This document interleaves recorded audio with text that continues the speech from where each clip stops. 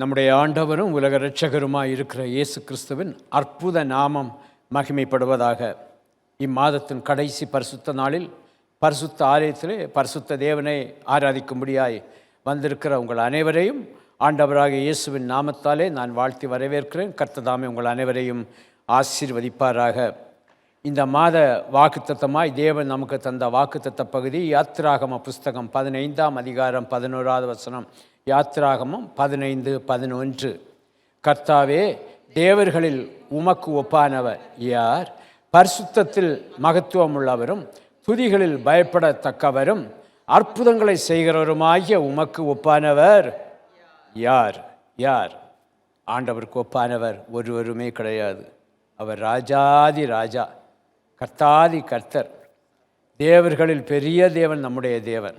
எல்லாம் அவருக்கு கீழே தான் இருக்கிறது. எல்லாம் அவருக்கு கீழே தான் இருக்கிறது. ஹல்லேலூயா.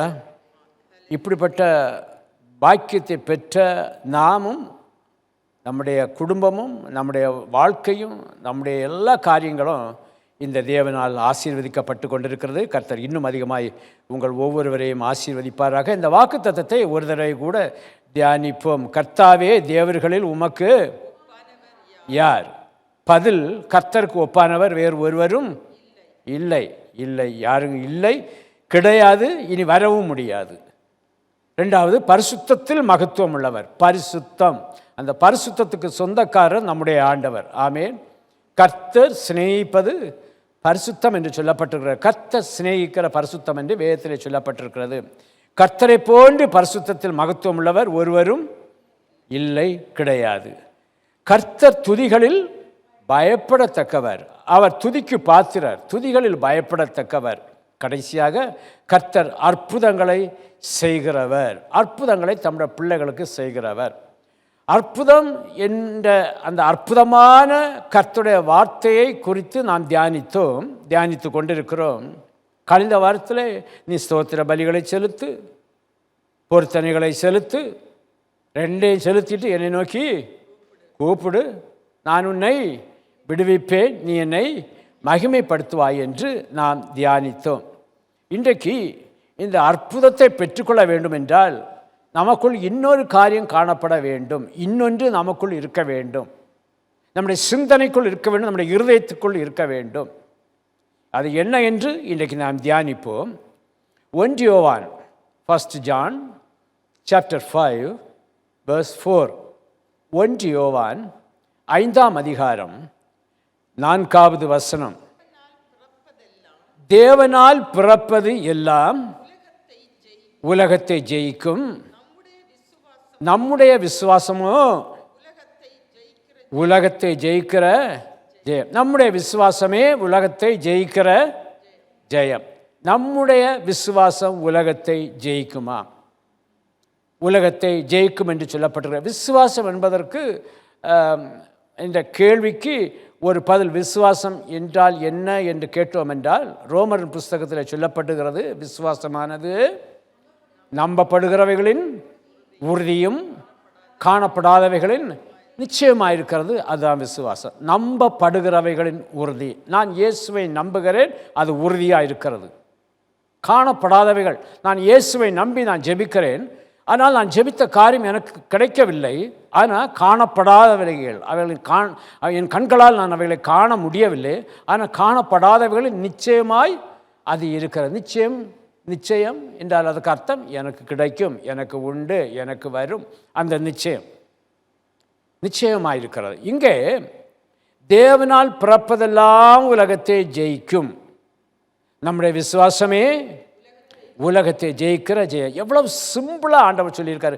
நீ என்ன விசுவாசி, உனக்கு ஜெயம் கிடைக்கும். ஆமென். எவ்வளோ சிம்பிளாக சொல்லியிருக்காரு.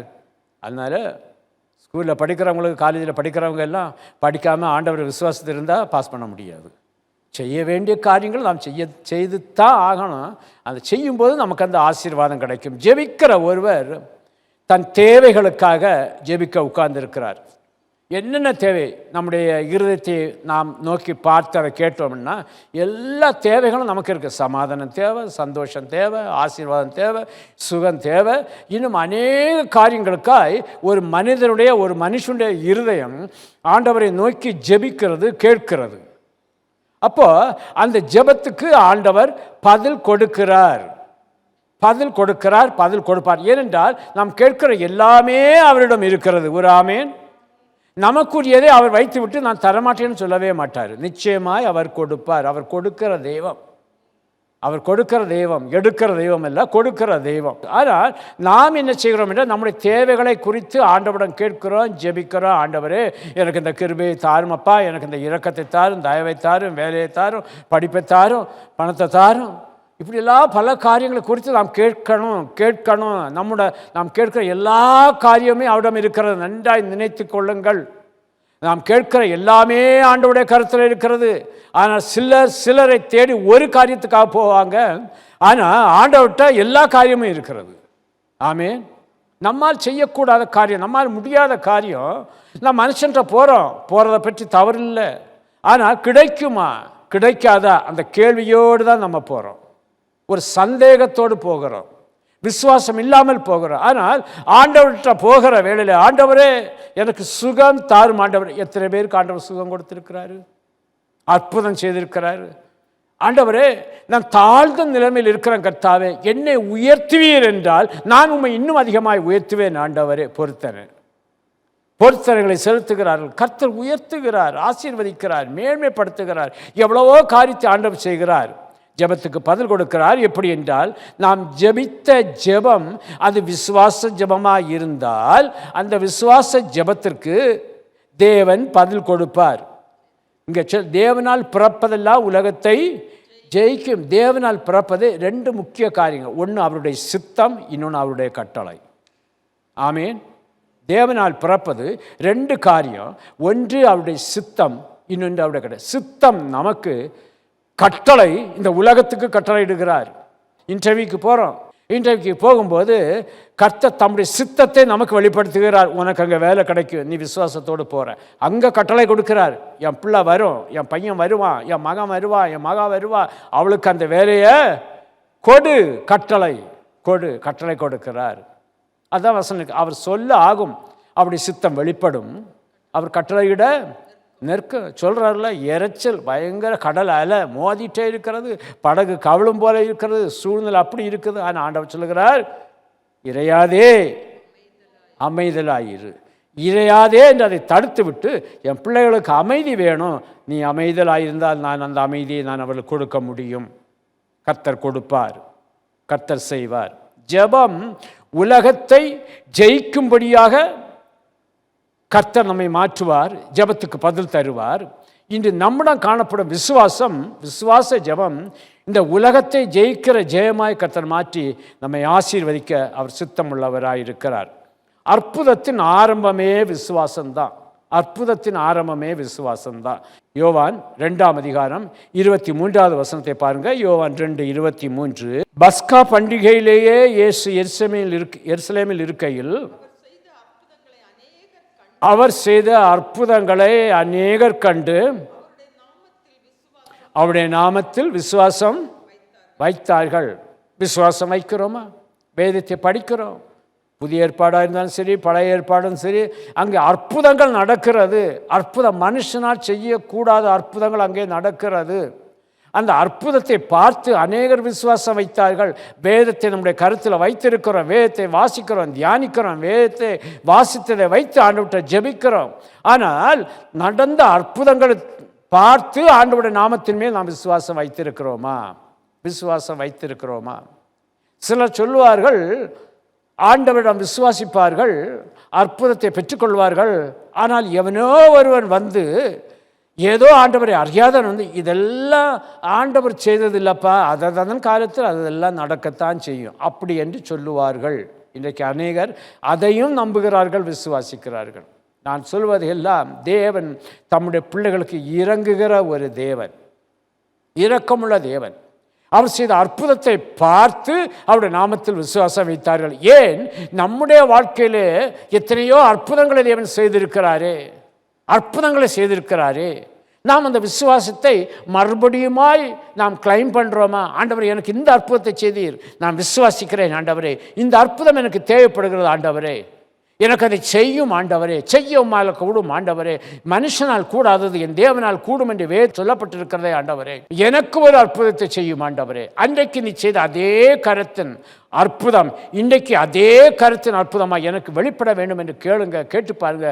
கர்த்தர் நிச்சயமாய் செய்ய வல்லவராயிருக்கிறார், செய்ய வல்லவராயிருக்கிறார். ஆமேன். சில வேளையில் குழந்தை இல்லை என்று ஜெபிக்க வருவார்கள்.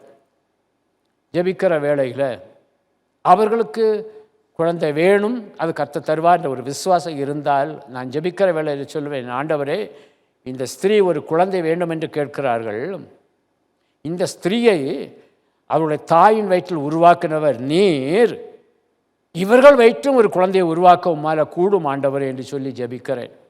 நானும் ஜெபிக்கிறேன், அவளுக்கு ஜெபிக்கிறேன். ஒரு அற்புதம் நடக்கணும். இந்த தாயின் வயிற்றில் இந்த மகளை உருவாக்கியிருக்கிறீர், இந்த மகளுக்கு இப்பொழுது ஒரு குழந்தை தேவை என்று உங்களுடைய சமூகத்துக்கு முன்பாக விசுவாசித்து வந்திருக்கிறார்கள், ஒரு அற்புதத்தை செய்யும் ஆண்டவரே என்று கொஞ்ச காலத்தில் ஒரு நல்ல ரிப்ளை தேவன் கொடுக்கிறார். ஹல்லேலூயா. நீ விசுவாசித்தால் மகிமையை, அந்த மகிமையை அற்புதமாய் நீ காண்பாய் என்று சொல்லப்பட்டிருக்கிறது. நான் வாசித்த ஒரு சில பகுதிகளிலிருந்து சில காரியங்களை உங்கள் விசுவாசத்திற்காக நான் கொண்டு வருகிறேன். நீங்கள் அதை விசுவாசிங்க. நிச்சயமாய் உங்கள் வாழ்க்கையிலே கர்த்தர் இந்த மாதம் முடிவதற்கு முன்பாக எந்தெந்த காரியங்களுக்காய் ஒருவேளை நீங்கள் எழுதி வைத்து ஜெபித்திருக்கலாம், இல்லாவிட்டால் முழங்கால் படை போட்டு கண்ணீர் விட்டு நீங்கள் ஜெபித்திருக்கலாம், அந்த விசுவாச ஜெபத்துக்கு ஒரு அற்புத பதிலை தேவன் செய்ய வல்லவராயிருக்கிறார். ஆமேன். நீங்கள் வசனத்தை எடுக்க வேண்டாம், இருந்தாலும் நான் சொல்லும்போது நீங்கள் எடுத்தா போகிறோம். மத்தேயு எழுதின சுவிசேஷம் 8ஆம் அதிகாரத்தில் ஒரு அற்புதத்தை பற்றி சொல்லப்பட்டிருக்கிறது. ஆண்டவராகிய இயேசு கப்பர்நகூமில் பிரவேசித்த போது ஒரு 100க்கு அதிபதி அவரிடத்தில் ஓடி வருகிறான். ஓடி வந்து, ஆண்டவரே என் வீட்டில் ஒரு வேலைக்காரன் இருக்கிறான், அவன் நல்ல வேலைக்காரன், அவன் ஒழுங்காக வேலை செய்கிறவன், இரவும் பகலும் பாராமல் அவன் வேலை செய்கிறவன், எனக்கு மிகவும் அவன் மேல் பிரியம் உண்டு, நான் அவனை நேசிக்கிறேன். இப்படிப்பட்ட ஒரு வேலைக்காரன் என் வீட்டில் திமிர்வாதமாய், 6வது வசனத்தை பாருங்கள், 8ஆவது அதிகாரம் 6வது வசனம், மத்தேயு 8:6 சொல்லப்பட்டிருக்கிறது. ஆண்டவரே என் வேலைக்காரன் திமிர்வாதமாய் கிடந்து என்ன வேதனைப்படுறானா, கொடிய வேதனைப்படுகிறான். இந்த 100க்கு அதிபதிய இருதயம் துடிக்கிறது, கொடிய வேதனை. இல்லைன்னா சாதாரணமாக சொல்லியிருக்கலாமே, 100க்கு அதிபதி வந்து சொல்லியிருக்கலாமே, என் வீட்டில் இருக்கிற ஒரு வேலைக்காரன் வந்து வியாதியில் இருக்கிறான், ஆண்டவரே அவனை சுகப்படுத்தணும்னு. ஆனால் இவன் அப்படி சொல்லவில்லை. அவன் கொடிய வேதனைப்படுகிறான். தினமும் தினமும் தினமும் அவனுடைய வேதனை இவன் பார்த்து கொண்டிருக்கிறான், அவன் துடிப்பதை இவன் பார்த்து கொண்டிருக்கிறான், அவன் கதறுதலை இவன் பார்த்து கொண்டிருக்கிறான். ஏனென்றால் அந்த கப்பர்நகூமில் இருக்கிற அந்த 100க்கு அதிபதி இந்த வேலைக்காரனை பார்த்து அவன் மேல் திருப்தி உள்ளவனாய் இருந்தபடினால இப்போ திமிர்வாதத்தில் வந்து அவன் வேதனைப்படுவதை பார்த்து ஆண்டவரிடம் கேட்கிறான், இயேசுவே நீர் வந்து அவனை சொஸ்தமாக்கும் ஆண்டவரே, சொஸ்தமாக்கும் ஆண்டவரே. அதற்கு ஆண்டவர் சொல்கிறாரு, சரி நான் வர்றேன். அப்போ இவன் சொல்கிறான், நீர் என் வீட்டுக்குள்ளே வர்றதுக்கு நான் ஒரு பாத்திரம், நல்ல ஒரு வார்த்தை மாத்திரம் சொன்னால் போதும். ஆமேன். 8வது வசனம் சொல்லப்பட்டிருக்கிறது, ஒரு வார்த்தை மாத்திரம் சொல்லும், அப்பொழுது எவ்வளவு அருமையான ஒரு விசுவாசம் பாருங்க. ஒரு வார்த்தை மாத்திரம் சொல்லும், என் வேலைக்காரன் சொஸ்தமாவான். ஒரு வார்த்தை மாத்திரம் சொல்லும், ஒரு வார்த்தை மாத்திரம் சொல்லும். அந்த வார்த்தைக்கு வல்லமை உண்டு என்பதை இந்த 100க்கு அதிபதி அறிந்திருக்கிறான். ஒரு ஆமேன். அப்போ நினைத்துக் கொள்ளுங்க, கர்த்தருடைய வார்த்தைக்கு வல்லமை உண்டு. அந்த வல்லமை வெளிப்பட வேண்டும் என்றால் நமக்குள் விசுவாசம் வேண்டும். நீர் என் வீட்டுக்கு வர வேண்டாம், நான் அதுக்கு தகுதி உள்ளவன் அல்ல, அவனை தொட்டு சுகமாக்க வேணும்னு நான் விரும்பல. நீர் ஒரு வார்த்தை சொன்னால் போதும், நீ இங்கே ஒரு வார்த்தை சொன்னால் போதும், அங்கேயும் வேலைக்காரன் சுஸ்தமாவான். எவ்வளோ மகிமையான ஒரு வார்த்தை பாருங்க. இதற்கு முன்பாக நான் சொன்ன ஒரு நாள், ஆண்டவர் ஒரு வார்த்தை மாத்திரம் சொல்லும் என்று நம்ம கேட்காம, நம்ம அந்த ஒரு வார்த்தையை வைத்து நம்ம ஜெபித்தா நமக்கு ஆசீர்வாதம் உண்டுன்னு ஒரு 2-3 வாரங்களுக்கு முன்பாக ஒரு தேவ செய்தியில் சொன்னேன். எங்களை சோதனைக்கு உட்பட பண்ணாமல் தீமையின்றி எங்களை ரட்சித்து கொள்ளும். ஒரே ஒரு வார்த்தை, இந்த பரமண்டல ஜெபத்தில் இருக்கிற முக்கியமான ஒரு வார்த்தை இதுதான்.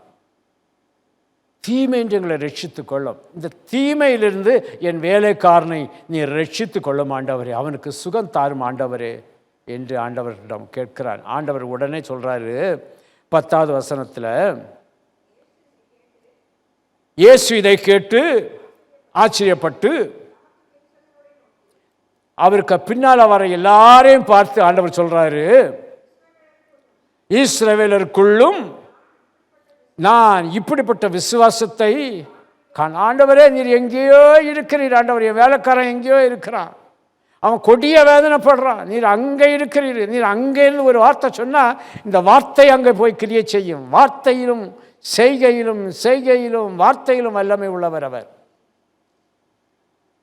ஆண்டவரே நீர் ஒரு வார்த்தை சொன்னா போதும், என் பின்னால் வந்துட்டு இருக்கீங்களே, உங்கள்கிட்ட இந்த விசுவாசத்தை நான் பார்க்கல, இவங்கிட்ட இருக்க விசுவாசத்தை உங்ககிட்ட பார்க்க முடியல, இப்படிப்பட்ட விசுவாசத்தை காணவில்லை என்று மெய்யாகவே உங்களுக்கு சொல்லுகிறேன் என்றார். அப்புறமா 13வது வசனத்தை சொல்றாரு, இயேசு நூற்றுக்கு அதிபதியை நோக்கி நீ 13வது வசனம், பின்பு இயேசு நூற்றுக்கு அதிபதியை நோக்கி நீ போகலாம், நீ விசுவாசித்தபடியே ஆக கடவுது என்றால் சொன்ன அந்த நாளிகையிலே அந்த நிமிடத்திலே அந்த வேலைக்காரன் ஒரு அல்லேலூயா சொல்லுவோமா?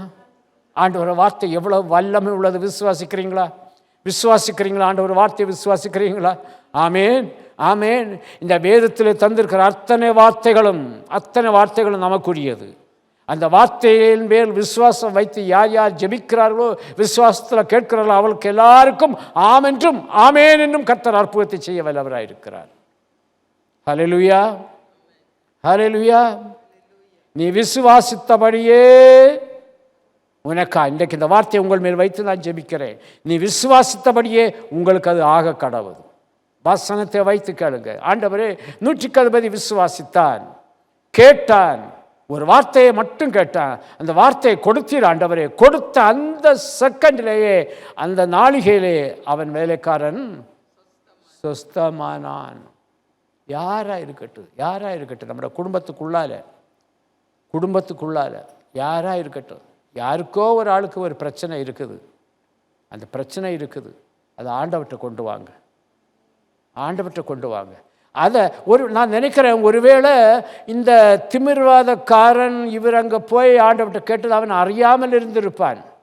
அவன்கிட்ட சொல்லிட்டு போயிருக்க மாட்டான், நான் இயேசுகிட்ட போயிட்டு வரேன் பாருன்னு. இவனே விசுவாசத்தோடு வருகிறான், விசுவாசத்தோடு கடந்து வந்து இயேசுக்கு முன்னால் நிற்கிறான். எவ்வளோ ஒரு அருமை! யார்கிட்ட நம்ம சொல்ல வேண்டிய அவசியம் இல்லை. ஆண்டவர்கிட்ட ஜெபம் பண்ணுங்க, கேளுங்க. அற்புதங்கள் நம்ம வீட்டுக்குள்ள நடக்கணும். ஆமேன். முதலாவது வார்த்தையின் மூலமாய் தேவன் அற்புதத்தை செய்ய அவர் வல்லவராய் இருக்கிறார். விசுவாசிங்க, உங்கள் வீட்டில் அற்புதம் நடக்கும். இரண்டாவதாக மார்க் எழுதின சுவிசேஷம் 2ஆம் அதிகாரம் 1 முதல் 11 வரைக்கும் உள்ள வேத பகுதியிலே ஒன்று சொல்லப்பட்டிருக்கிறது. மார்க் 2 1 12 வரைக்கும் எடுத்து வைத்துக் கொள்ளுங்கள். ஆண்டவராய் இயேசு கிறிஸ்து ஊழியத்திற்கு சென்றுவிட்டு ஜனங்களை சந்தித்துவிட்டு கப்பர்நகூமுக்கு வருகிறார். அவர் வீட்டில் இருக்கிறார்னு ஜனங்கள் கேள்விப்பட்ட உடனே ஜனங்கள் எல்லாரும் அந்த வீட்டுக்குள் வர ஆரம்பித்திருக்காங்க. அந்த வீட்டுக்குள்ளே போகிய இடம் கிடையாது. இருப்பினும் அநேகர் கூடி வந்தார்கள். இயேசு அவர்களுக்கு வசனத்தை சொல்லி இருக்கிறார். வசனம் வல்லமை உள்ளது. விசுவாசித்துக் கொள்ளுங்கள். அது கர்த்தருடைய வாயிலிருந்து புறப்பட்டு வந்த வசனம். அதை ஒருவரும் எடுத்து செல்ல முடியாது, ஒருவரும் அதை புதைத்து விட முடியாது, ஒருவரும் மாற்றி சொல்ல முடியாது. வசனத்தை போதித்து கொண்டிருக்கிறார். அப்பொழுது அந்த இடத்துக்கு ஒரு 5 பேர் வராங்க. 5 பேரில் 4 பேர் ஒரு கட்டில் சுமந்துட்டு வராங்க. கட்டில் ஒரு மனிதன் திமிர்வாதக்காரன் படுத்திருக்கிறான். நான் முதல்ல சொன்னேன், நம்ம குடும்பத்தில் சுகவீனமாக பலவீனமாக இருக்கிறவங்களுக்காக ஜெபம் பண்ணுங்க. இன்னும் ஒன்று, இதில் 4 பேர் சேர்ந்து ஒரு மனிதனை திமிர்வாதக்காரனை சுமந்து கொண்டு வராங்க. அந்த திமிர்வாதக்காரனுக்கு விசுவாசம் இருக்குதோ இல்லையோ தெரியாது. இந்த 4 பேருக்கும் விசுவாசம் இருக்கிறது. நாம் சந்திக்கிற மனிதர்கள் யாராக இருந்தாலும் நமக்குள் ஒரு விசுவாசம் இருந்தவென்றால், நாம் இயேசுவை குறித்து அவரிடம் சொன்னோம் என்றால், இயேசுவை அவர்களுக்கு காண்பித்தோம் என்றால், இயேசு இருக்கிற இடத்துக்கு அவர்களை அழைத்து வந்தோம் என்றால், நிச்சயம் அங்கு அவர்களுடைய வாழ்க்கையிலே அற்புதம் நடக்கும். ஆமென். அற்புதம் நடக்கும். இங்கே இந்த 4 பேர் சேர்ந்து ஒரு மனுஷனை கட்டில் படுக்க வச்சு, அவனால் நடக்க முடியாது, அவனை அசைய முடியாது, அவனை அந்த கட்டில் போட்டு தூக்கிட்டு வர்றாங்க. வந்தால் இங்கே ஆண்டவரை பார்க்க முடியல. தடைகள் வரும், தடைகள் வரும். ஆனால் தடைகளை நீக்குகிறவரை, தடைகளை உடைக்கிறவரை நீங்கள் பார்க்க ஆரம்பித்தீங்கன்னா அங்கே தடைகளை கர்த்தர் நீக்குவார், தடைகளை உடைப்பார். ஆமென். நமக்கு தெரியாமலே அங்கே தடைகளை உடைப்பார். என்ன செய்கிறாங்கன்னா, அங்கே உள்ளுக்கு போக முடியாத அளவுக்கு ஜனங்கள் அவ்வளோ கூட்டமாக இருக்கிறாங்க. எப்படி போவது சிந்திக்கிறார்கள். அந்த வீட்டின் மேற்கூரையை பிரித்து இந்த மனிதனை இயேசுவுக்கு முன்பாக இறக்குகிறார்கள். இயேசுவுக்கு முன்பாக இறக்குகிறார்கள். 4வது வசனத்தில் சொல்லப்பட்டிருக்கிறது, ஜன கூட்டத்தின் நிமித்தம் அவருக்கு சமீபமாய் சேரக்கூடாமல் அவர் இருந்த வீட்டின் மேற்கூரையை பிரித்து திறப்பாக்கி திமிர்வாதக்காரன் கிடக்கிற படுக்கையை இறக்கினார்கள். இறக்கிட்டாங்க. ஆண்டவருக்கு முன்னால் இறக்கியாச்சு. இப்போ அவன் ஆண்டவருக்கு முன்னால் இருக்கிறான். ஆண்டவருக்கு முன்னால் இருக்கிறான். ஆண்டவர் அவனை பார்த்து சொல்லுகிறார், அவனை பார்த்து சொல்லுகிறார். இந்த திமிர்வாதம் எதனால் வந்ததுன்னு ஆண்டவர் விளக்கம் கொடுக்கிறார். 9வது வசனம், உன் பாவங்கள் உனக்கு மன்னிக்கப்பட்டது என்று சொல்வதோ, எழுது உன் படுக்கை எடுத்துக்கொண்டு நட என்று சொல்வதோ எது எளிது? இங்கே பாவத்தின் நிமித்தமாய் பூமியிலே பாவங்களை மன்னிக்க மனுஷகுமாரனுக்கு அதிகாரம் உண்டு. அவர் அந்த திமிர்வாத காரனை நோக்கி சொல்லுகிறார், உன் பாவம் எல்லாம் மன்னிச்சாச்சு, நீ எழுந்து உன் படுக்கையை எடுத்துக்கொண்டு உன் வீட்டுக்கு போ. படுக்கையில் போட்டு கொண்டு வந்தாங்க. இப்போ ஆண்டவர் அவன்கிட்ட சொல்ல, நீ ஏன் உன் படுக்கையை எடுத்துகிட்டு போகணும்? அப்போ எப்படி அந்த அற்புதங்கள் நடக்குது பாரு. ஏன் அந்த படுக்கையை எடுத்துக்கொண்டு உன் வீட்டுக்கு போன்னு சொன்னார்? கொஞ்சம் சிந்தித்து பாருங்கள், சொல்லுங்கள் பார்ப்போம். ஏன் அவன் படுத்திருந்த படுக்கை நீ எடுத்துகிட்டு போ, இங்கே ஆள் கூட்டம் அதிகமாக இருக்குன்னா அதனால் அல்ல. இந்த படுக்கையை பார்க்கும்போதெல்லாம் அவனுக்கு ஞாபகம் வரணும், இதில் நான் அசைவற்று கடந்தேன், என் நண்பருடைய விசுவாசத்தின் நிமித்தமாய் என்னை தூக்கி கொண்டு வந்தாங்க, அவர்கள் விசுவாசத்தின் மூலமாய் கர்த்தர் எனக்கு அற்புதத்தை செய்தார், இனி இந்த படுக்கை எனக்கு வேண்டாம், அந்த படுக்கையில் நான் படுக்க மாட்டேன், புதிய ஆசீர்வாதத்தை தரப்போகிறார். கர்த்தர் நம்மை ஆசீர்வதிக்கிறவர், நம்மை விடுதலையாக்குறவர், எல்லா காரியத்திலும் நம்மை விடுதலையாக்க அவர் வல்லவராயிருக்கிறார். முந்தினவைகளை நினைக்காத, பூர்வமானவைகளை சிந்திக்காத. இங்கே ஒரு மாற்றத்தை தேவன் கொடுக்கிறார். பிரியமானவர்களே, ஒரு காரியத்தை சொல்ல விரும்புகிறேன். உங்களுக்கு தெரிந்தவர்கள், தெரியாதவர்கள், அறிந்தவர்கள், அறியாதவர்கள், உங்களோடு பழகினவர்கள், பழகாதவர்கள், யாரோ ஒருவருக்கு ஒரு பிரச்சனை இருக்குன்னா சொல்லுங்க. நீ ஆண்டவருடைய சமூகத்துக்கு முன்பாய் வா, ஆண்டவர் இருக்கிற இடத்துல வா, கர்த்தர் நிச்சயமாய் உனக்கு ஒரு விடுதலையை தருவார். உங்கள் மூலமாக கர்த்தர் அங்கே ஒரு விடுதலை கொடுக்க வல்லவராக இருக்கிறார். அவளை வர சொல்வதற்கு முன்பாக அவர்களுக்காக வீட்டில் ஜெபம் பண்ணுங்க. கர்த்தாவே, நான் ஆலயத்திற்கு அழைத்திருக்கிறேன், ஜெபிக்க அழைத்திருக்கிறேன், இயேசுவின் நாமத்தினால் இந்த பலிபீடத்தின் மீது இருந்து சொல்லுகிறேன், இங்கு சுகவீனமாய், பலவீனமாய், தரித்திரமாய், வேலைக்காய், குழந்தைக்காய், இன்னும் அநேக காரியங்களை வந்த அத்தனை பேரையும் என் தேவன் ஆசீர்வதித்திருக்கிறார். யாரையும் வெறுமையாய் வைக்கவே இல்லை, போக விடவே இல்லை, ஆசீர்வதித்திருக்கிறார். ஆசீர்வதித்தவர்கள் அவ்வளோதான், ஆசீர்வாதத்தை வாங்கிட்டு போயிட்டாங்க. ஆனால் எனக்கு ஒரு மகிழ்ச்சி, எனக்கு ஒரு திருப்தி, கர்த்தர் இவர்களையும் ஆசீர்வதித்தார். நம்ம இல்லை, கர்த்தர் ஆசீர்வதித்தார். எவ்வளவோ காரியங்கள் தேவன் அற்புதத்தை செய்திருக்கிறார். அளவிட முடியாத அளவுக்கு தேவன் அற்புதத்தை செய்திருக்கிறார். போய் சொல்லுங்க, உனக்கு இந்த பிரச்சனையா, உனக்கு இந்த போராட்டமா, கர்த்தர் விடுதலை தருவார். நான் அந்த ஆலயத்துக்கு தான் போகிறேன், நாங்கள் எல்லாரும் சேர்ந்து உனக்காக ஜெபிக்க போகிறோம். ஜெபித்து கொண்டிருக்கிற வேளையிலேயே கர்த்தர் உன் படுக்கை எடுத்துக்கொண்டு போ என்று சொல்லும்படியாக கர்த்தர் உன்னை ஆசீர்வதிப்பார். ஆமேன், ஆமேன். கர்த்தர் நல்லவர் என்பதை அவர்களும் ருசி பார்க்கட்டும். 3ஆவதாக மார்க் எழுதின சுவிசேஷம் 5ஆம் அதிகாரம் 25-34 வரைக்கும், மார்க் 5:25-34 வரைக்கும் உள்ள வேத பகுதியை எடுத்து வைத்துக் கொள்ளுங்க. இங்கே 12 வருஷமாய் பெரும்பாடுள்ள ஒரு ஸ்திரீ என்று சொல்லப்பட்டிருக்கிறது. இந்த ஸ்திரீக்கு நிலைமை இப்போ பார்க்கும்போது பரிதாபமாக இருக்கிறது. ஏனென்றால் தனக்கு உண்டானவள் எல்லாவற்றையும் செலவழித்தும் சற்றாகிலும் குணமடையாமல் அதிக வருத்தம். அவளுக்கு இப்போ 2 வருத்தம். ஒன்று, வியாதியிலேருந்து எனக்கு ஒரு விடுதலை இல்லை, ஒரு வருத்தம். 2வது, எல்லாத்தையும் செலவு பண்ணிட்டேன், இனி செலவு பண்ணுறதுக்கு ஒன்றும் கிடையாது. எப்படிப்பட்ட ஒரு சூழ்நிலையில் அந்த ஸ்திரீ இருந்திருப்பாள் என்று நீங்கள் நினைத்து பாருங்கள். இங்கே பார்க்கிற வேளையில் அவளுக்கு உதவி செய்வாரும் இல்லை, அவளுக்கு கூட வருவாரும் இல்லை. நான் சொல்லுகிறேன், நம்மக்கிட்ட ஆஸ்தி ஐஸ்வர்யம் மேன்மை புகழ் இருக்கும்போது நம்மை அறியாதவர்கள் கூட நம்மை தேடி வருவாங்க. நான் தூரத்து உறவு. அது என்ன உறவு? அது தூரத்து உறவுன்னு வருவாங்க. ஆனால் ஒன்றும் இல்லாமல் இருக்கிறோம் பாருங்கள். அந்த டைமில் ஒருத்தன் கூட, தமிழில் சொல்லுவாங்க, காக்கா கூட எட்டி பார்க்காதான், குருவி கூட எட்டி பார்க்காதான், குருவி வராது, காகம் கூட எட்டி பார்க்காதான். அப்படிப்பட்ட ஒரு பரிதாபமான நிலைமையில் இந்த ஸ்திரீ காணப்படுகிறாள். மருந்துக்குன்னு செலவு பண்ணி வைத்தியரால் மிகவும் வருத்தப்பட்டிருக்கிறார். வைத்தியர்கள் இதை சுகாகும், அது சரியாகும், அப்படியாகும், இப்படியாகும் சொல்லிட்டு இருக்கிறதெல்லாம் வாங்கிட்டாங்க. தனக்கு உண்டானவள் எல்லாவற்றையும் அவளுக்காய் செலவழித்து விட்டாள்.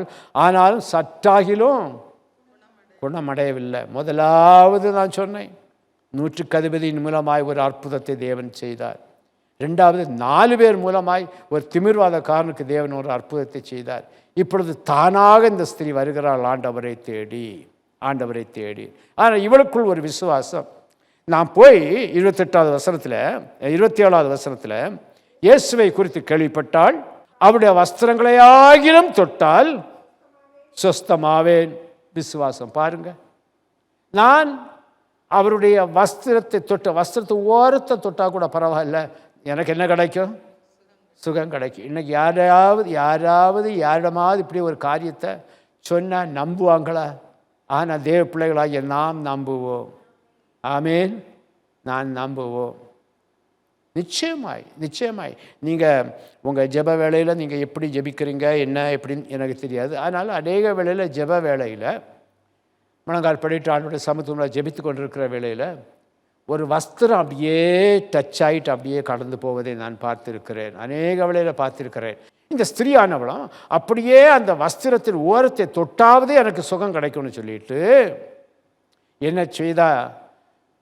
ஆண்டுடைய வஸ்திரத்தை 28வது வசனம், ஜனக்கூட்டத்துக்குள்ளே அவருக்கு பின்னாக வந்து அவருடைய வஸ்திரத்தை தொட்டால் நடந்து போன காரியம் என்ன? இயேசுவிட்டிருந்து வல்லமை புறப்பட்டு சென்றது. 29வது வசனம், உடனே அவருடைய உதிரத்தின் ஊரல் நின்று போயிற்று, அந்த வேதனை நீங்கி ஆரோக்கியம் அடைந்ததை அந்த வினாடியிலேயே அவள் தன் சரீரத்தில் உணரும்படியாய் தேவனுடைய அற்புதம் அங்கே நடந்ததை காரணம் விசுவாசித்தால் அற்புதத்தை பெற்றுக்கொண்டாள். விசுவாசிங்க, அற்புதத்தை பெற்றுக்கொள்ளுங்க. தனி ஒரு மனுஷியாய் வருகிறாள், யார் துணையும் கிடையாது, யார்ட்டையும் அதை பற்றி சொல்லவும் இல்லை, கேட்கவும் இல்லை. தானாய் வருகிறாள், தானாய் போவோம், ஆசீர்வாதத்தோடு திரும்பி வருவோம். ஆமென். ஆண்டோட பாதப்படியில் தானாய் போவோம், அங்கே போய் உட்கார்ந்து முழங்கால் படிக்கிட்டு ஜெபிப்போம், இல்லைன்னா உட்கார்ந்து ஒரு ஓரமாக உட்கார்ந்து ஜெபிப்போம், இல்லைன்னா அரைக்கதவை மூடிவிட்டு நம்ம ஜெபிப்போம். அடுத்த வினாடியே விசுவாசம் உள்ள ஜெபம் நமக்கு ஒரு அற்புதத்தை கொண்டு வரும். ஆமென். நிச்சயமாய் கொண்டு வரும்.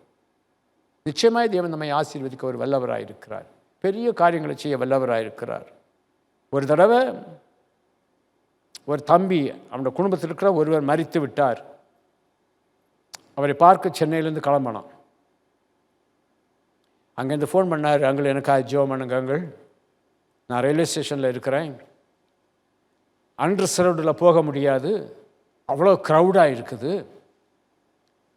அதனால் நான் ரிசர்வேஷன் கவுண்டர் பக்கத்தில் நான் நின்றுட்டுருக்கேன், அங்கேயும் எல்லாம் ஃபுல்லுன்னு தான் நோட்டீஸ் போட்டிருக்காங்க, என்ன செய்துக்குன்னு தெரில அப்படின்னு.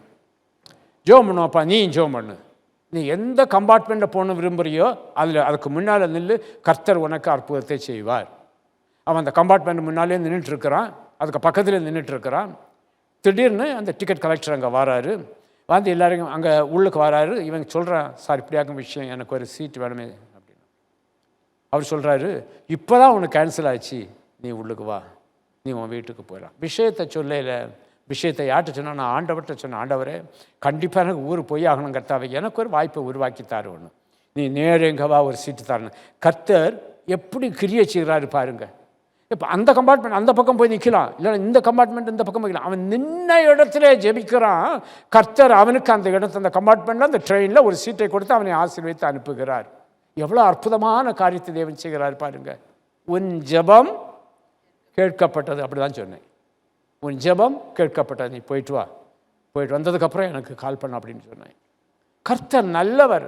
அந்த அந்த கிருபையை, அந்த இரக்கத்தை, அந்த அற்புதத்தை ருசி பார்த்தவங்க மறுபடியும் ஆண்டவர்கிட்ட கேட்பாங்க, ஆண்டவர் இந்த அற்புதம் கூட எனக்கு வேணும், நான் உண்மை விசுவாசிக்கிறேன், அது உம்மால தான் செய்ய முடியும், எனக்கு இந்த அற்புதம் வேணும், எனக்கு எவ்வளோ அற்புதத்தை செய்திருக்கிறீர் ஆண்டவர், எவ்வளோ மேன்மையான காரியத்தை செய்திருக்கிறீர், நான் ஒரு தனி மனிதனாய் வந்து நிற்கிறேன், எங்கள் வீட்டில் ரொம்ப பேர் இருக்காங்க ஆண்டவரே, அவர்களை பார்க்கவில்லை, நான் ஒரு தனி மனிதனாய், ஒரு தனி மனுஷியாய் வந்து நிற்கிறேன் ஆண்டவரே, ஒரு அற்புதத்தை செய்யும். போனால் வஸ்திரத்தை தொட்டால் அந்த நிமிடமே, அந்த வினாடியே அவள் அற்புதத்தை ருசி பார்த்தாள், அவள் கடந்து சென்றாள்.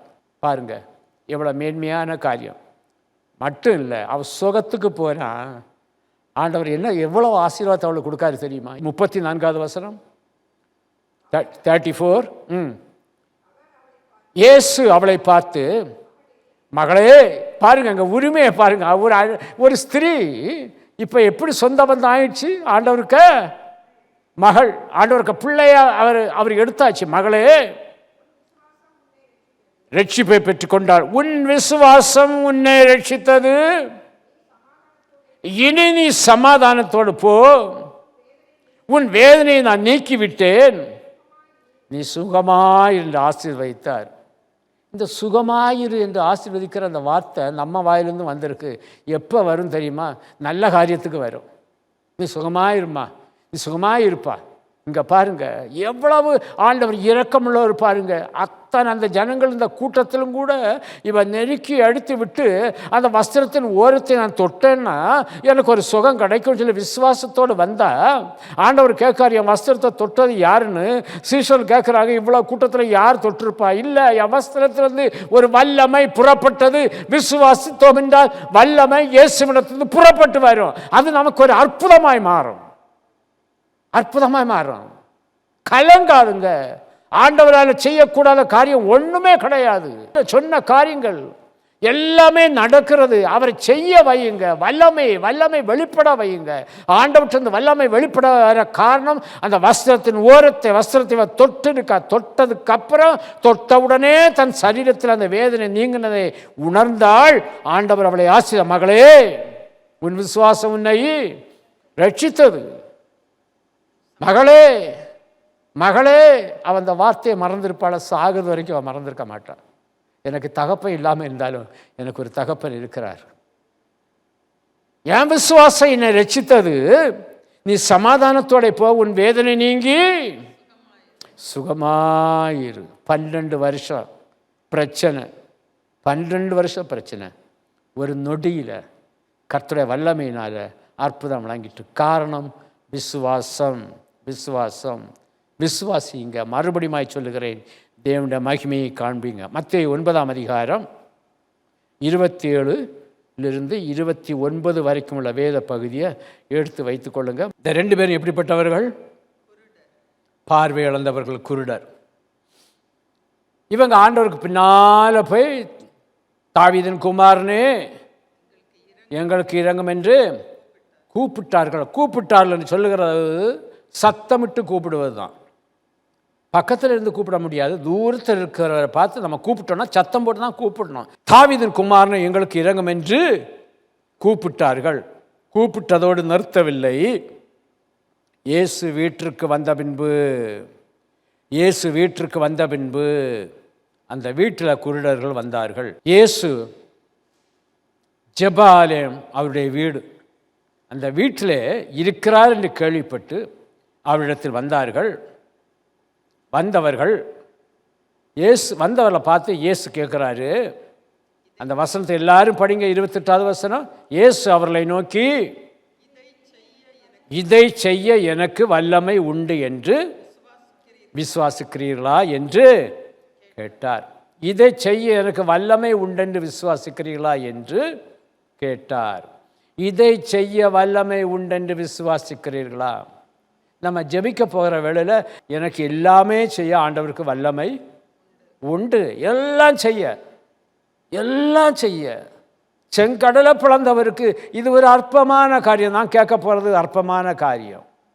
மரித்து கல்லறையில் வைத்தவனை 4 நாள் கழித்து உடன் பிறந்த சகோதரிகள் சொல்லுகிறாங்க, ஆண்டவருக்கு பிரியமான குடும்பம் சகோதரிகள் சொல்லுகிறாங்க, ஆண்டவரே கல்லறைன்னு எழுப்ப போகிறீரே, கல்லறை நாருமே. முதல் சகோதரி என்ன சொல்லுகிறா? ஆண்டவரே நீர் இங்கு இருந்திருந்தானால் என் சகோதரன் பிழைத்திருப்பான். அதே இதை அடுத்த சகோதரின்னு சொல்கிறா. ஏன்னா ரெண்டும் ஒரே ரத்தம் தானே. இவ சொன்ன வார்த்தையை தான் அவளும் சொல்கிறான், இருந்தன என் சகோதரன் பிழைத்திருப்பான்.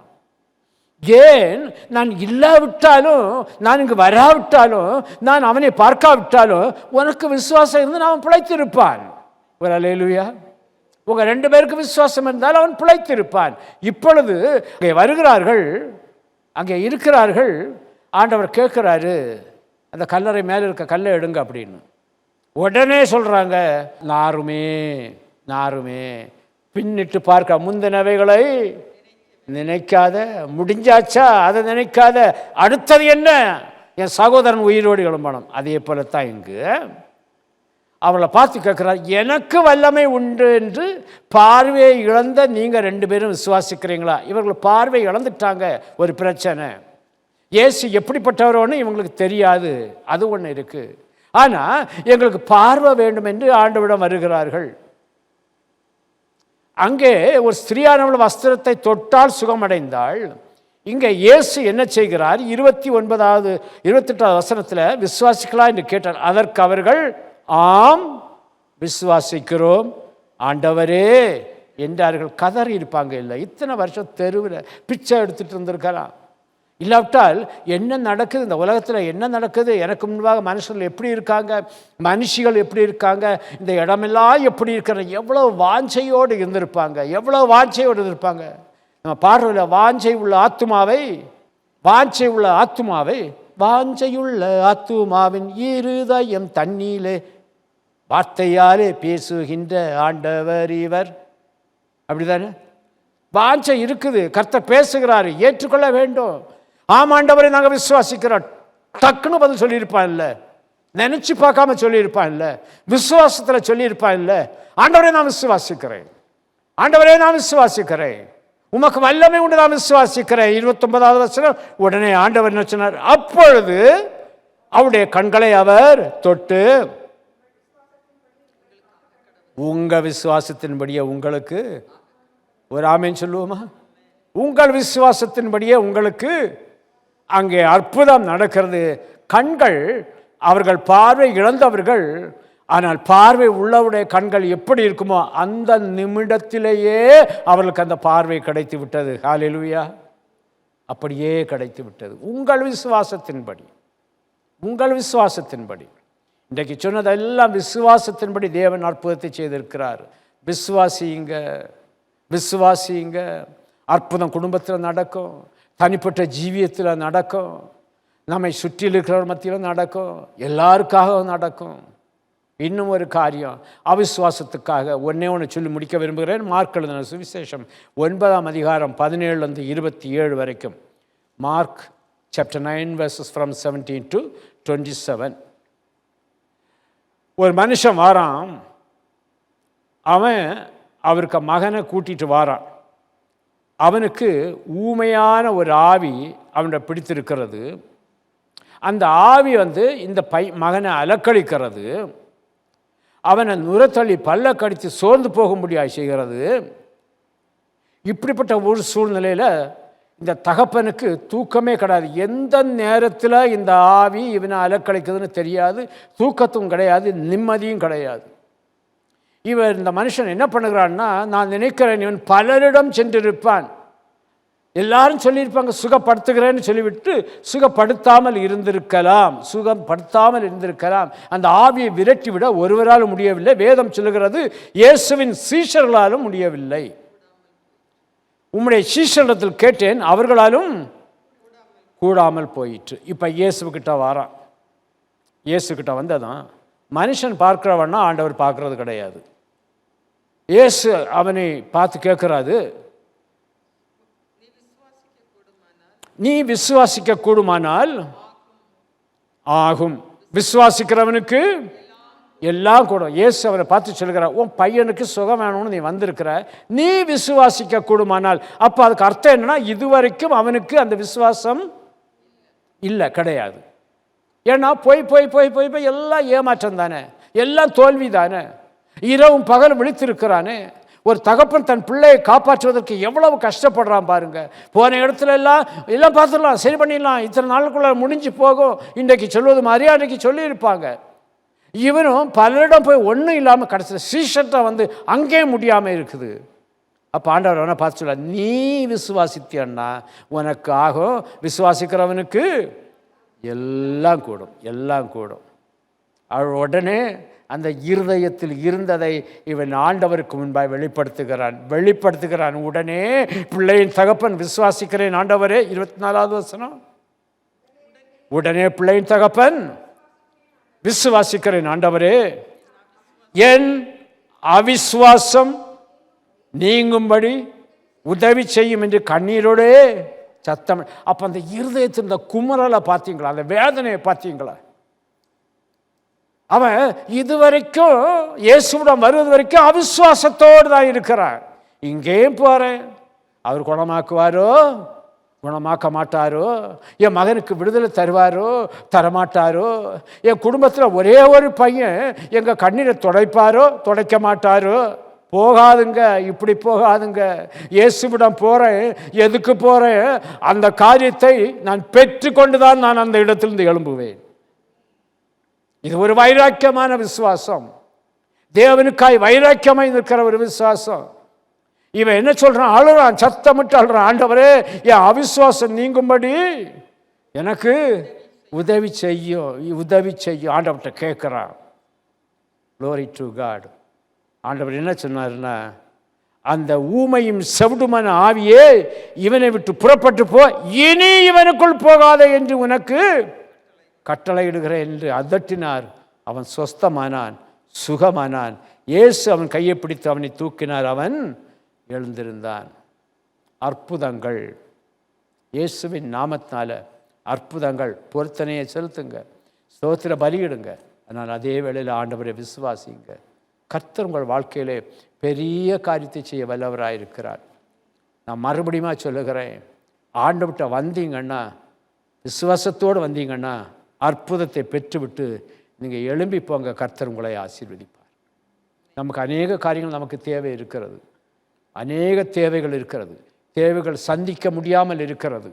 அந்த தேவைகளெல்லாம் சந்திக்கப்பட வேண்டுமானால் இன்றைக்கே இன்னும் ஒரு 4 நாள் தான் இருக்குது இந்த மாதம் முடிகிறதுக்கு. இன்றைக்கே ஆண்டவருடைய சமூகத்துக்கு முன்பாக நின்று ஜெபியுங்கள். கர்த்தர் விசுவாசத்தோடு ஜெபியுங்கள். ஏனதானோடு ஜெபிக்காதுங்க, விசுவாசத்தோடு ஜெபிங்க. எனக்கு தெரியும் நீங்கள் ஸ்தோத்திர பலி இடுகிறவர்கள், எனக்கு தெரியும் நீங்கள் பொருத்தனை செய்கிறவங்க, எனக்கு தெரியும் நீங்கள் ஆண்டவரை எனக்கு கூப்பிடுகிறவர்கள். ஆனால் ஒன்றை மட்டும் இன்றைக்கு சொல்கிறேன், விசுவாசத்தோடு ஜெபியுங்கள்.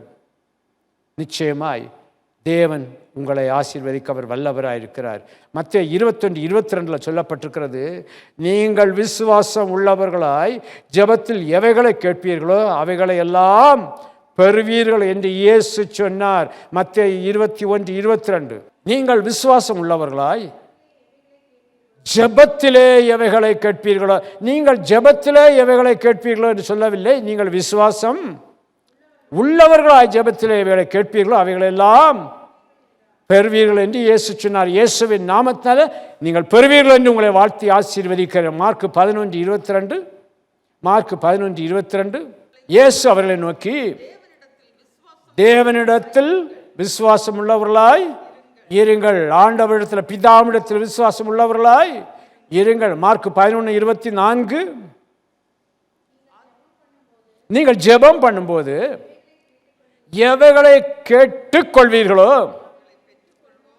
அவைகளை பெற்றுக்கொள்வோம் என்று விசுவாசிகள். கேட்கிறேன், ஆனால் என்கிட்ட இல்லை. விசுவாசமானது நம்பப்படுகிறவைகளின் உறுதியும் காணப்படாதவைகளின். நான் ஜெபிக்கிறேன், நான் கேட்கிறேன், ஆனால் பெற்றுக்கொள்வேன். பெற்றுக்கொள்வேன் என்று விசுவாசிங்க, அவைகள் உங்களுக்கு உண்டாகும் என்று இயேசு சொல்ல, அவைகள் உங்களுக்கு உண்டாகும் என்று இயேசு சொல்லுகிறார். இன்றைக்கு சொல்கிறேன், அவைகள் உங்களுக்கு உண்டாக கடவது என்று கர்த்தர் கட்டளை இடுகிறார். ஆமேன். இன்னும் ஒரு வசனம் கூட, 1 கொரிந்தியர் 16:13. 1 கொரிந்தியர் 16:13. விழித்திருங்கள், விசுவாசத்திலே அசையாதுங்க. விழித்திருங்கள், விசுவாசத்தில் நிலைத்திருங்கள், அசையாதீங்களா. அவிசுவாசமா விசுவாசமா, விசுவாசமா அவிசுவாசமா, கிடைக்குமா கிடைக்காதா, அற்புதம் நடக்குமா நடக்காதா, விழித்திருங்கள். கண்களை திறந்து விழித்து இருங்கள், விசுவாசத்திலே நிலைத்திருங்கள், நிச்சயமாய் நீங்கள் பெற்றுக்கொள்வீர்கள். கடைசியாக ஒரு வசனத்தை சொல்லி உங்களை வாழ்த்தி ஆசீர்வதிக்கிறேன். ரோமர் 15:13. ரோமன்ஸ் 15:13. பரிசுத்த ஆவியின் பலத்தினாலே உங்களுக்கு நம்பிக்கை பெருகும்படி அந்த நம்பிக்கையின் தேவன் விசுவாசத்தினால் உண்டாகும் எல்லாவித சந்தோஷத்தினாலும் சமாதானத்தினாலும் உங்களை நிரப்புவாராக. ஆமேன். எழும்பி நின்று நாம் ஜெபிப்போம். எத்தனையோ முறை எத்தனையோ காரியங்களுக்காக எத்தனையோ வேடம் சொல்லி போயிருப்போம், பேசியிருப்போம், எல்லாத்தையும் அவளுக்கு முன்பாக சொல்லி இருப்போம். ஆனால் இன்றைக்கு இது நடக்காது, இது நீங்கள் பெற்றுக்கொள்ள முடியாது, இது உங்களுக்கு கிடைக்காது, இப்படிப்பட்ட பதிலை தான் பெற்றுக்கொண்டிருக்கலாம். இதனால் சமாதானத்தையும் சந்தோஷத்தையும் இழந்து நிற்கலாம்.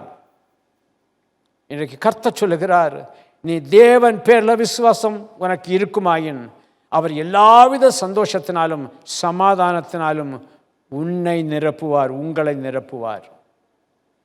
Glory to God. Glory to God. இந்த மாதம் முழுவதும் அற்புதத்தின் மாதம் என்று சொல்லி அற்புதமான வாக்குத்தத்தத்தை தேவன் தந்ததை வைத்து நாம் தியானித்தோம்.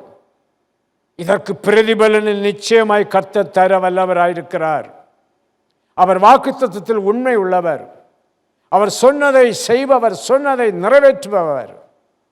இயேசுவின் நாமத்தினால இந்த வேளையில் நான் ஜெபிக்கிறேன். ஆண்டவரே, உமக்கு வல்லமை உண்டு என்று நாங்கள் விசுவாசிக்கிறோம். அப்பா, உமக்கு வல்லமை உண்டு ஆண்டவரே, உமக்கு வல்லமை உண்டு என்று நாங்கள் விசுவாசிக்கிறோம். நாங்கள் ஜெபிக்கிற வேளையில் எவைகளெல்லாம் கேட்போமோ அவைகளை பெற்றுக்கொள்வோம் என்கிற அந்த விசுவாசத்தை இன்றைக்கு உம்முடைய பிள்ளைகளுடைய இருதயத்தில் போட்டிருக்கிறேன். ஆண்டவரே, இயேசுவின் நாமத்தினால கர்த்தாவே, விசுவாசம் உள்ளவர்களாய் இனி இவர்கள் ஜெபத்தில் எதை கேட்பார்களோ அதை இயேசுவின் நாமத்தினாலே பெறுவார்கள் என்று இயேசுவின் நாமத்தினால சொல்கிறேன். உம்முடைய வார்த்தையை வைத்து நான் சொல்லுகிறேன். ஆண்டவரே, எது நடக்காது, எது பெற்றுக்கொள்ள முடியாது, எது நிலைத்திருக்காது, இப்படிப்பட்ட கர்த்தாவே, உலகத்தின் கேள்விகளுக்கு பதில் உம்முடைய பிள்ளைகளை நீ சாட்சியாய் நிறுத்தப் போகிறீர். நாங்கள் பெற்றுக்கொள்வோம், நாங்கள் ஆசீர்வதிக்கப்படுவோம், எங்களுக்கு சமாதானத்தை நீ தருவீர், எங்களுக்கு சந்தோஷத்தை தருவீர். ஆண்டவரே, இதுவரைக்கும் அனுபவித்ததற்கு ஒரு முடிவை அந்த 12 ஆண்டு கஷ்டப்பட்ட அந்த ஸ்திரீ அந்த வேதனை நீங்கி சுகமாயிரு மகளே என்று சொன்னது போல வேதனை எல்லாவற்றையும் கர்த்தர் ஒவ்வொருவருக்கும் மாற்றும். கர்த்தாவே, மாற்றும் ஆண்டவரே. வேதனை நிரந்தரம் அல்ல அப்பா. உம்மிடத்தில் வரும்போது அந்த வேதனை ஒரு அற்பமான காரியம். ஆண்டவரே, ஆண்டவரே, பாடு உபத்திரவங்கள் எல்லாம் நிரந்தரம் அல்ல. ஆண்டவரே, இந்த பாடுகள் உங்களுடைய பிள்ளைகளை அற்புதமாய் அவருடைய விசுவாசத்தின்படி விடுதலையாக்க உமக்கு வல்லமை உண்டு என்று நாங்கள் விசுவாசிக்கிறோம். ஆண்டவரே, பல ஆண்டு காலமாய் மற்றவர்கள் சொன்ன வார்த்தையை கேட்டு இதுதான் முடிவு என்று நினைத்திருக்கலாம். அந்த முடிவு இன்றைக்கு பிள்ளைகளுக்கு விசுவாசத்தின் மூலமாய் ஒரு ஆரம்ப அற்புத நாளாய் மாறட்டும். கர்த்தாவே, எஸ் லார்ட், உமக்கு ஸ்தோத்திரம். ஆண்டவரே, கிரியை செய்கிறீர். ஆண்டவரே, கிரியை செய்கிறீர். ஆண்டவரே, இயேசுவின் நாமத்தால ஜெபிக்கிறேன். ஆண்டவரே, கூடி ஜெபிக்க முடியாத குடும்பங்கள் எல்லாம் இனி கூடி ஜெபிக்க போகிறது. அதற்காக உமக்கு ஸ்தோத்திரம். உம்மை மறுதலித்தவர்கள் எல்லாம் தகப்பனே, உம்மை ஏற்றுக்கொண்டு உம்முடைய நாமத்தை மகிமைப்படுத்தி விசுவாசித்து ஆண்டவரே அற்புதங்களை சுதந்திரத்துக் கொள்ள தேவன் கிருபை செய்ய போகிறார். அதற்காக ஸ்தோத்திரம். இயேசுவின் நாமத்தால் ஜெபிக்கிறேன். ஆண்டவரே, தங்கள் வாழ்க்கையில் என்னென்ன நன்மைகள், ஆசீர்வாதங்கள், சுகங்கள், ஆண்டவரே, சொந்த பந்தத்தை இழந்தார்களோ இயேசுவின் நாமத்தால இன்றிலிருந்து தகப்பனே, இந்த நாளிலிருந்து விசுவாசிக்கிற ஒவ்வொரு வாழ்க்கையிலும் இழந்த எல்லாவற்றையும் பெற்றுக்கொள்ளும்படியாய், அவற்றை இரட்டிப்பாய் பெற்றுக்கொள்ளும்படியாய் தேவன் அவளை ஆசீர்வதிக்கப் போகிறீர். அதற்காய் ஸ்தோத்திரம். உம்மால கூடும் ஆண்டவரே, உம்மால முடியும் என்கிற அந்த வார்த்தையை வைத்து தான் ஜெபிக்கிறேன் ஆண்டவரே. தகப்பனே உமக்கு நன்றி ஆண்டவரே. விழித்திருந்து விசுவாசத்தில் நிலைத்திருந்து ஜெபிக்க கிருபை தாருமப்பா. அங்க அலைந்த ஒரு வேலைக்கு அங்க அலைந்த இங்க அலைந்தேன். ஒரு குழந்தைக்காய் எல்லா மருத்துவரையும் போய் பார்த்தேன். ஒரு வாழ்க்கைக்காய் என் வாழ்நாள் முழுவதும் ஓடிக்கொண்டிருக்கிறேன். இதற்கெல்லாம் ஒரு ஃபுல் ஸ்டாப், ஒரு முற்றுப்புள்ளியை வைக்கப் போகிறீர். அதற்காக உமக்கு நன்றி. நன்றி ஆண்டவரே. உன் அலைச்சல்களையும் உன் நடைகளையும் எண்ணுகிற தேவன் ஒருவர் இருக்கிறார் என்பதை மறந்து விடாதே. நீ அவரை விசுவாசிப்பாய் என்றால் எதற்கெல்லாம் அலைந்தாயோ, எதற்கெல்லாம் கதர்னாயோ, எத்தனை பேர் முன்பாய் அழுதாயோ, எத்தனை பேர் அழ வைத்தார்களோ அவர்களுக்கு முன்பாய் உன் விசுவாசத்தின்படி அற்புத தேவன் உனக்கு ஈவை கொடுக்க போகிறார். அற்புத தேவன் உனக்கு உதவி செய்ய போகிறார். பெற்றுக்கொள்ளுந்த காலை வேளையில, பெற்றுக்கொள்ளுந்த காலை வேளையில, பெற்றுக்கொள்ளுந்த காலை வேளையில குடும்பத்தில் யாரோ ஒருவர் படுத்த படுக்கையில் இருக்கிறாங்க அல்லவா? எத்தனை நாள் கூடி ஜெபித்தீங்க அவருக்காக? சிந்தித்து பாருங்க. உங்கள் குடும்பத்தில் இருக்கிற எத்தனை பேர் கூடி ஜெபித்தீங்க? இல்லையே. இப்பொழுது சொல்லுகிறேன், ஆண்டவரை நோக்கி கூப்பிடுங்க. பலரிடம் சொன்னீங்க, அவர் படுத்த படுக்கையில் இருக்கிறார், அந்த பிள்ளை படுத்த படுக்கையில் இருக்கிறது, இனி அவ்வளவுதான் என்று சொல்லிவிட்டார்கள். இல்லை, அந்த குழந்தையை உருவாக்குறவர் சொல்லுகிறார், நீ என்னை விசுவாசி, மறுபடியும் புது ஜீவனை தந்து நான் எழுப்புகிறேன் என்று கர்த்தர் சொல்லுகிறார். நீ கூடி விசுவாசித்து ஜெபித்தாய் என்றால் அங்கே அற்புதம் அதிசயம் நடக்கும். இவரா அவர், இவங்களா அவங்க கேட்கும்படியாய் கர்த்தர் உயர்த்தி காண்பிப்பார், உயர்த்தி காண்பிப்பார். இயேசுவின் நாமத்தாலே ஜெபிக்கிறேன், இயேசுவின் நாமத்தாலே ஜெபிக்கிறேன். தேவ மகிமையை காண, அந்த தேவ மகிமை ஒரு அற்புதமாய் உங்கள் வாழ்க்கையிலே காணப்பட ஜெபியுங்க, ஜெபியுங்க, ஜெபித்து பாருங்க. நிச்சயமாய் இயேசுவின் நாமத்தினாலே சொல்லுகிறேன், மறுபடியும் சொல்லுகிறேன், பரிசுத்த ஆவியின் பலத்தினாலே உங்களுக்கு நம்பிக்கை பெருகும்படிக்கு, நம்பிக்கை தேவன் விசுவாசத்தினால் உண்டாகும் அந்த அற்புதத்தை, அதிசயத்தை எல்லாவித சந்தோஷத்தினாலும் சமாதானத்தினாலும் நிரப்புவார், நிரப்புவார், நிரப்புவார், நிரப்புவார். உன் குறைவெல்லாம் நிறைவாக மாறும். உன் தரித்திரமெல்லாம் கர்த்தர் மாற்றுவார். கர்த்தர் உனக்கு ஆதரவாயிருப்பார். கர்த்தர் உனக்கு துணையாயிருப்பார். கர்த்தர் உனக்கு பக்கபலமாயிருப்பார். என்னால் இது செய்ய முடியலையாப்பா, கர்த்தர் உனக்காய் செய்து முடிப்பார். எது செய்ய முடியல, எது செய்ய முடியல, நீ விசுவாசத்தோடு ஜெபித்தாய் என்றால் அங்கே அற்புதம் நடக்கும். கர்த்தர் செய்து முடிப்பார். கர்த்தாவை செய்து முடித்து உம்முடைய நாமத்தை மகிமைப்படுத்தும், பலப்படுத்தி உம்முடைய நாமத்தை மகிமைப்படுத்தும், ஆசீர்வதித்து உம்முடைய நாமத்தை மகிமைப்படுத்தும். இனி இந்த தகப்பனம் காணப்பட்ட அவிசுவாச ஆவி உம்முடைய பிள்ளைகளிடம் வரக்கூடாதுன்னு அந்த ஆவிகளை அதட்டுகிறேன் இயேசுவின் நாமத்தினால. விசுவாச ஆவினால் நிரப்பும். அற்புதம் செய்யும் ஆண்டவரே, அற்புதம் செய்யும் ஆண்டவரே. கர்த்தர் அற்புதத்தை செய்தார் என்பதை என் காதுகள் கேட்க, என் கண்கள் காண, கர்த்தரினை மகிழ்ச்சியாக்கும்படியாய் நான் ஜெபிக்கிறேன். உம்முடைய கருத்தில் ஒப்பு கொடுக்கிறேன். புதிய மாதம் செல்வதற்கு முன்பாய் ஆண்டவரே, எவைகளை கேட்டுக்கொண்டார்களோ ஜெபித்தில் அவர்களை பெற்றுக்கொண்டதை அவருடைய விசுவாசத்தின் மூலமாய் கர்த்தரை வெளிப்படுத்தும், உடைய நாமத்தை மகிமைப்படுத்தும். இயேசுவின் இரத்தத்துக்குள்ளும் ஆளுகளும் ஒப்பு கொடுக்கிறேன். அந்த ஒவ்வொருவரையும் கர்த்தர் அப்படியே ஆசீர்வதித்து அனுப்பும். குடும்பங்களை ஆசீர்வதியும், பிள்ளைகளை ஆசீர்வதியும், தாய் தகப்பனை ஆசீர்வதியும். ஆண்டவரே, பேர பிள்ளைகளை ஆசீர்வதியும். ஆண்டவரே, இவளுடைய குடும்பம் விசுவாசத்தினாலும் அற்புதம் அதிசயத்தினாலும் வளரட்டும். வாழ்த்துகிறேன், ஆசீர்வதிக்கிறேன் இயேசுவின் நாமத்தில் பிதாவே, ஆமேன். விசுவாசத்தோடு, விசுவாச நம்பிக்கையோடு இருதயத்தின் மீது கருத்தை வைத்து, என் ஆத்துமாவே கர்த்தரை ஸ்தோத்திரி, என் முழு உள்ளமே அவருடைய பரிசுத்த நாமத்தை ஸ்தோத்திரி. என் ஆத்துமாவே கர்த்தரை ஸ்தோத்திரி, கர்த்தர் செய்த சகல உபகாரங்களை மறவாதே. ஆமேன். நம்முடைய கர்த்தராகிய இயேசு கிறிஸ்துவனுடைய கிருபையும், பிதாவாகிய தேவனுடைய அன்பும், பரிசுத்தாவியோட ஐக்கியமும் இன்றும் என்றும் சதா காலங்களிலும் உங்கள் அனைவரோடும் கூட இருப்பதாக. ஆமேன், ஆமேன். கர்த்தர் உங்கள் ஒவ்வொருவரையும் ஆசீர்வதிப்பாராக. ஆமேன், ஆமேன்.